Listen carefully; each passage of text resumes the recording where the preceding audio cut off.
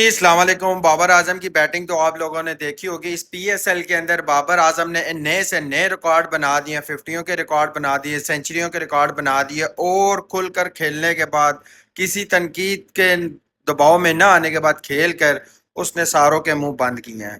King ہمیشہ king ہی رہتا ہے، لیکن کبھی انسان کے اوپر برا ٹائم بھی آتا ہے، اور جب برا ٹائم آئے تو اپنے ہی خلاف ہو جاتے ہیں۔ ہم سب لوگ بہتر سے جانتے ہیں، بڑے لوگوں نے اسے تنقید کا نشانہ بنایا، لیکن اس نے اپنے دماغ میں لوگوں کی باتیں نہیں رکھی۔ اس نے اپنے کرکٹ کے اوپر فوکس کر کے ان ساروں کا منہ بند کیا جو اس کے اوپر تنقید کر رہے تھے۔ اللہ پاک مزید کامیابیاں دے۔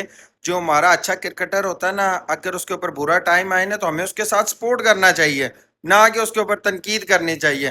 ابھی تنقید کرنے والے کدھر ہیں؟ ابھی کیوں نہیں کہہ رہے کہ بابر اعظم نے اتنی اچھی پرفارمنس دی ہے، ہر میچ کے اندر 50 جا رہی ہے، سینچری جا رہی ہے، 50 جا رہی ہے، اور اس ٹائم پی ایس ایل میں ٹاپ پہ ہے جو ہے پشاور زلمی۔ تو ابھی جو ہے نا وہ بھونکنے والے کی ادھر ہیں۔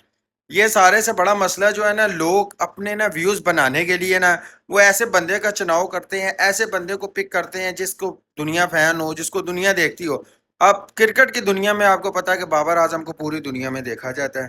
جب پوری دنیا میں دیکھا جاتا ہے تو کچھ لوگ بیچ میں ہیں نا، گدے قسم کے گدے دماغ رکھنے والے، تو وہ کیا کریں گے؟ انہوں نے جاتے ساتھ ہی بابر اعظم کی ویڈیو اٹھائی اور اس کے اوپر تنقید کرنی شروع کر دی۔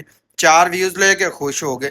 4 ویوز کے چکر میں یار تم اپنے اتنے بڑے بیٹسمین کے بارے میں اس طرح کی باتیں کر رہے ہو، تھوڑی سی عقل کو ہاتھ مارو یار، شرم آنی چاہیے تمہیں۔ پاکستان کو ریپرزینٹ کر رہا ہے، وہ پاکستان کی طرف سے کھیل رہا ہے، لگاتار اتنے اچھی پرفارمنس کر رہا تھا، اچانک سے پرفارمنس تھوڑی سی ڈیڈ ہوگی۔ ہم ساروں نے اس کی اچھی پرفارمنس کو بلا کے اس کو تنقید کا نشانہ بنانا شروع کر دیے، لیکن انہوں نے ساروں کے منہ پہ تھپڑ مارے ہیں صحیح کر کے اس پی ایس ایل کے اندر، اور بتایا ہے کہ بھائی کنگ میں ہی ہوں۔